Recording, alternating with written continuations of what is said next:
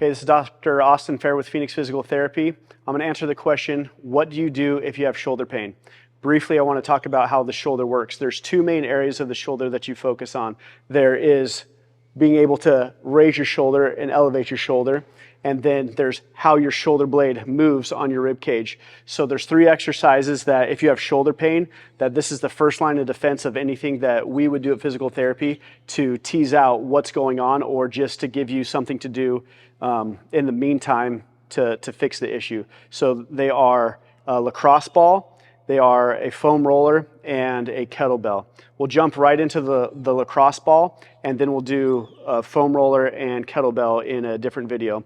So Chris, come on over here with me to the wall.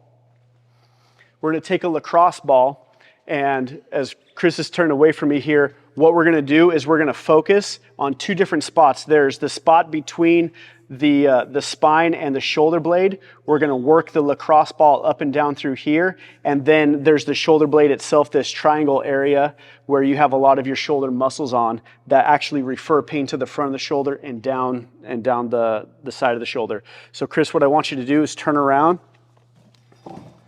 We'll use this shoulder as a model. What we're going to do is we're going to stick the ball between the spine and the shoulder blade, and the further his feet are away from the wall, the more pressure he's going to put into the ball. And so he can pick a spot and just lean up against it, and he can roll left and right, or he can go up and down. This is a type of like a myofascial release on the shoulder, or in that rhomboid area. We'll let that work for 30 seconds, and you can move up and down. If you find a spot that is really tender and it feels like it radiates pain somewhere else, take a few counts, breathe through it, put pressure into it, deep breath in, exhale, and try to get that to release. But you got about 6 or 8 inches, maybe a foot between the upper trap and then lower trap there that you can work between or on that lacrosse ball. The next thing, if you look at the seam of your shirt, if you put the ball right there on the seam of your shirt, now rotate and put that right here. And then angle your body a little bit this way.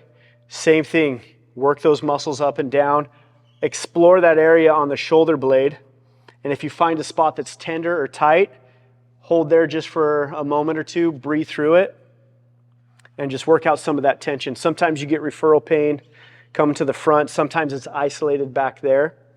If you do find a good spot too, another option is to move that arm up and down and rotate it.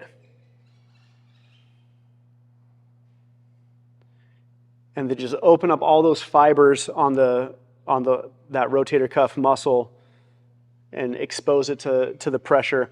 And that's, like I said, it's like a myofascial release, a self-massage that you can do.